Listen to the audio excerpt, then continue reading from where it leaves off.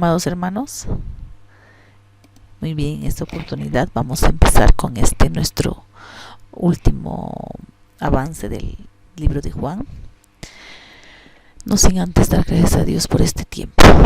Acompáñame en una oración, por favor. Amado Dios, gracias, Señor, por este día, por tus cuidados, por tu amor y porque siempre, Señor, estás pendiente de nosotros. Te entregamos, Padre, este tiempo, este momento de aprendizaje de tu palabra en tus manos, Señor, y bendice a todos aquellos que están viendo este video, Padre.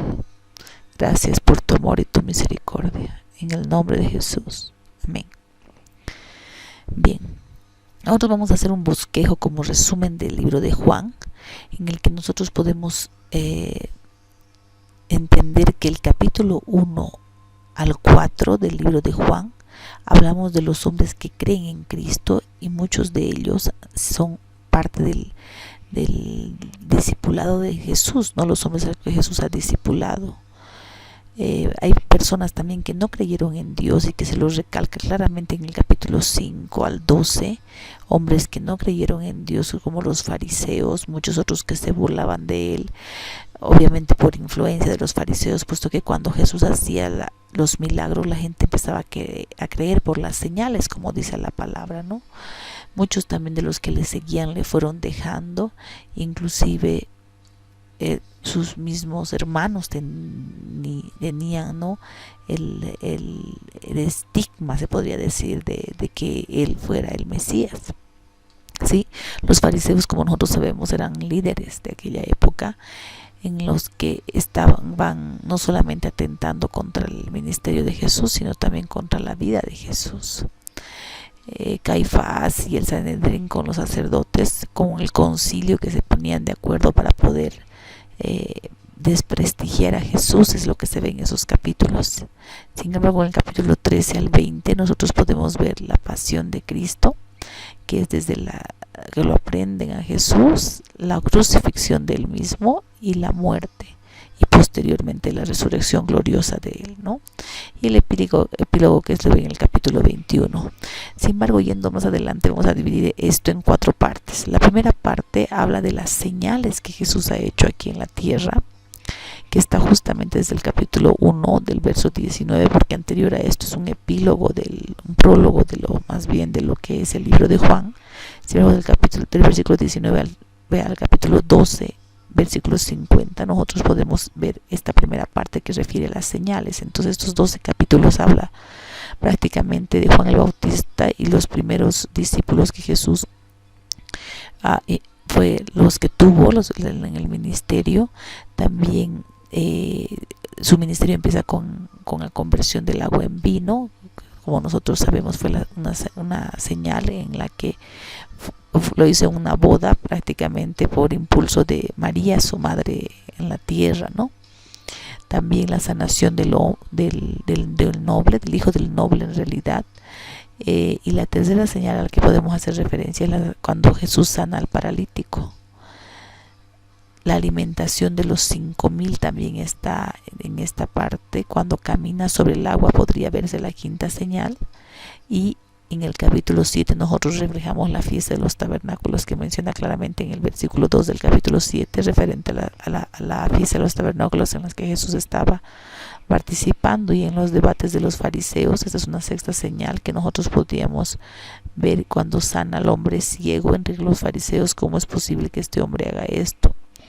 ¿No? Y porque se cree Dios, la parábola del buen pastor. El buen pastor da su vida por las ovejas, que está en el capítulo 10 de Juan, y la resurrección de Lázaro, que es la séptima señal que Jesús muestra en este libro, en el capítulo 11 del libro de Juan, en el que él, conociendo que su amigo había muerto, él se tomó unos días justamente con el propósito de resucitarlo después de que ya estaba prácticamente en descomposición, ¿no?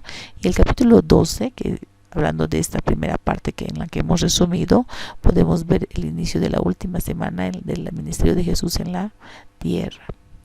La parte segunda en la que hemos dividido este libro de Juan, podemos referirnos al aposento alto y al huerto de Getsemaní, justamente cuando el Señor hizo el discurso del aposento alto y cuando él estaba orando, ¿no?, en el Getsemaní. Y también la tercera parte nosotros podemos ver el arresto de Jesús, que los juicios, las acusaciones que se ven en el capítulo 18 y 19, y la crucifixión de Jesús, que está en el versículo 17 del mismo capítulo 19 hasta el 42. El capítulo 18 y 19 también menciona la sepultura de Jesús, cómo fue que lo sepultaron, dónde lo sepultaron, y la última parte en la que podemos hacer referencia en el libro de Juan es a la resurrección de Jesús de los muertos, que refleja claramente el capítulo 20 y 21, la forma en que Jesús resucitó y cómo se dirigió a sus discípulos después de esta resurrección. Eso podríamos ver como resumen del libro de Juan.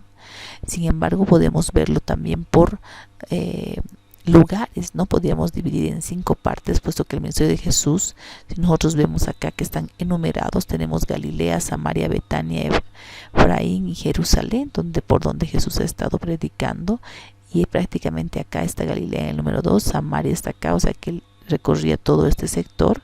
También está Jericó, Betania, que está justamente pasando por Jericó, está Efraín y Judea, y Jerusalén, que está acá, que esto es todo lo que el Señor ha ido recorriendo en su ministerio. Algunas palabras y las ideas que caracterizan en este evangelio es que este evangelio es muy espiritual y tiene una sencillez literaria, ¿no? Pese a que no se le puede restar la profundidad del pensamiento. Esto habla justamente de la prominencia y la deidad de Jesús, de que Jesús es Dios. Y con esto podemos nosotros ver que la preexistencia del Hijo desde el capítulo 1 hasta el capítulo 17, que refleja de que Jesús existía desde el principio, y que justamente cuando Dios dijo hagamos al hombre, es que estaba hablando con Jesús y el Espíritu Santo, que son la Trinidad, y que los tres se constituyen en uno solo. Jesús es el mayor el mayor emblema, lo más esperado de la religión judía, puesto que Él es el Mesías y es lo que ellos esperaban, ¿no? Y también podemos darnos cuenta que Jesús es mayor que cualquier ley, que el Torah, que eso refleja en el versículo 17 del capítulo 1, que también es más que el templo, que está eso reflejado en el capítulo 2, que es importante que lo mencionen también y que ustedes puedan leerlo, y el significado de las fiestas, que se refleja justamente en el capítulo 7, ¿no? Las fiestas en las que el Señor ha participado, que es mayor que cualquier otra persona y que es mayor inclusive que el mismo Abraham, puesto que Él es el Mesías, y eso refleja cada uno de los versículos mencionados. También Jesús y el Padre son uno, que muestra la gloria que viene del Padre a través de Jesús. Nosotros lo conocemos porque Jesús fue quien dio a conocer al Padre, y eso refleja el capítulo 1 al 14 de este libro, y que el Padre continúa su trabajo en Jesús, que Jesús continúa el trabajo de Dios en la tierra, haciéndolo conocer, que refleja justamente el capítulo 5 y el verso 17 al 18, y quien resucita a quien quiera como el Padre, porque Jesús tiene el poder y la potestad, porque eso refleja el capítulo 5, versículo 21, y posee la potestad de juzgar a la humanidad. Y también el Señor nos enseña claramente en el capítulo 5 al 26, y nosotros podemos leer el capítulo 5, versículo 26, el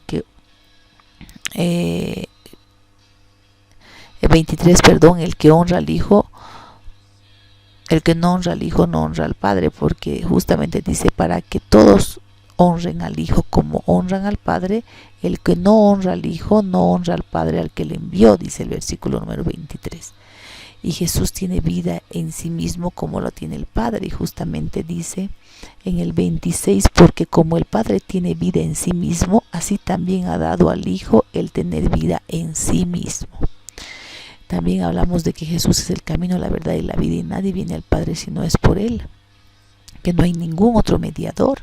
En este versículo nos refleja eso, en el versículo 6 del capítulo 14.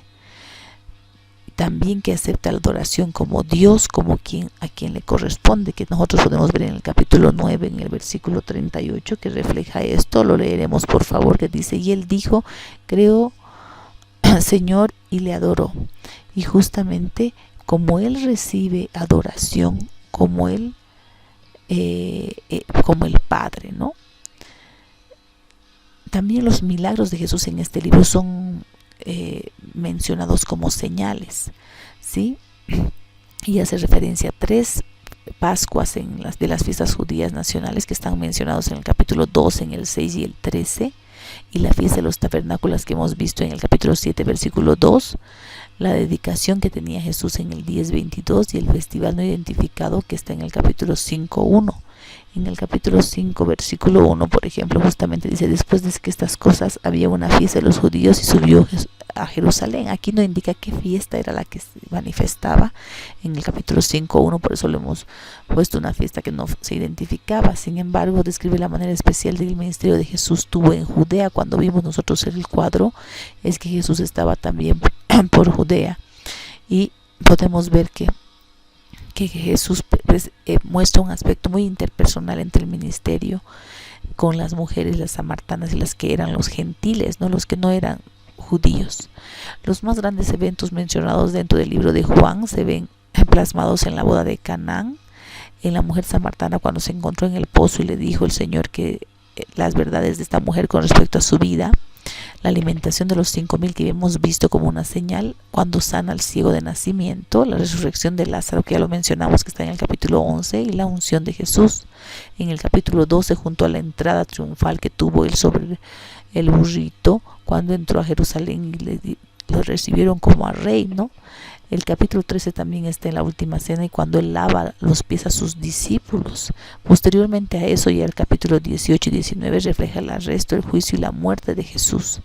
Y en el capítulo 20 muestra cuando las mujeres fueron y cuando mostró el ángel que la tumba estaba vacía. Y posteriormente el capítulo 20 hace referencia justamente cuando se le aparece a Santo Tomás, en el que Santo Tomás no creía y él le dice que bienaventurado era el que creía sin ver, porque en realidad Santo Tomás lo que quería era tocar, ¿no?, a Jesús. Los pasajes más representativos nosotros podemos ver lo que refiere a Jesús como tal, que Jesús menciona claramente que Él es el Verbo. También nos muestra la necesidad que tenía de que Jesús venga aquí para darnos vida, la necesidad que había de que Él naciera.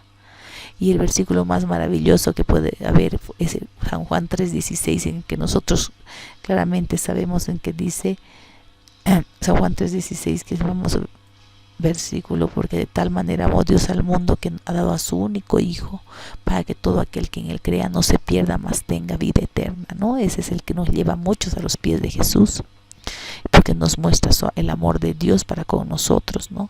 También nos muestra que Jesús es el pan de vida, ¿no? No solamente el pan de vida del hombre, sino de toda la palabra que sale de la boca de Dios, y que Jesús prácticamente es el pan que nos da vida, que de nuestro interior correrán ríos de agua viva, habla el capítulo 7 del versículo 37 al 39, y que Jesús es la luz del mundo, ¿no? Él muestra a Jesús como la luz del mundo, y que la verdad que nosotros tengamos, que Jesús es el camino, la verdad y la vida, esa verdad es la que nos va a hacer libres, ¿sí? También es importante hacer referencia a que Jesús habla de lo que es Él, la afirmación que dice que yo soy, ¿sí? Que el que cree en Él no morirá y todos sus pecados serán perdonados. En el capítulo 8 hace referencia a eso. También hace referencia a que Él está antes que Abraham. En el mismo capítulo 8 habla de que Él es el pan de vida, que Él es la luz del mundo. Él lo afirma diciendo: yo soy el pan de vida, yo soy la luz del mundo, yo soy la puerta, justamente para poder entrar con Él y cenar con Él. Yo soy el buen pastor, que el buen pastor da su vida por las ovejas. Jesús dice: yo soy la resurrección y la vida. Yo soy el camino, la verdad y la vida, y yo soy la vid verdadera. Los versículos mencionados están en los capítulos que están escritos acá, que es importante que los leamos, pero este es un resumen de lo que Jesús ha venido a reflejarnos, los 7 yo soy, ¿no? Que Jesús era, es y siempre va a ser el pan de vida, la luz del mundo, la puerta, el buen pastor, la resurrección y la vida, el camino, la verdad y la vida, y la vid verdadera, ¿sí? Ahora también es importante aclarar que en el capítulo 12 nos hace referencia a la semilla que debe morir, que si cuando nace, cae en tierra, muere para poder dar fruto.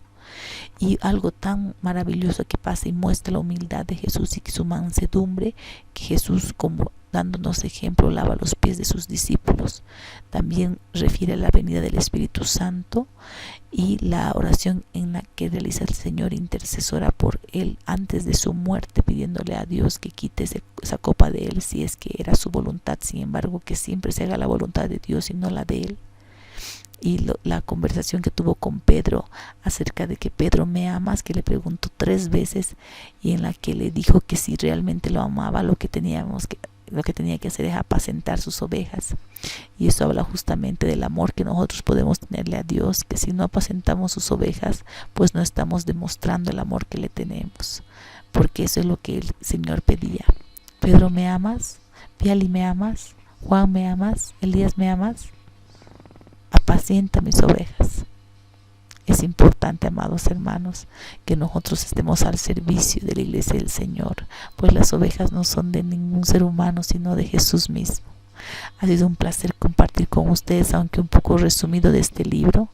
Quiero que sepan que son una bendición para mi vida, y espero que este estudio haya sido de mucha bendición también para ustedes. No dejemos de leer cada uno de los libros más de una vez y poder hacer recuerdo cada una de las frases que hemos mencionado en este estudio. Ha sido un placer compartir con ustedes, amados hermanos. Hasta otra oportunidad. Bendiciones.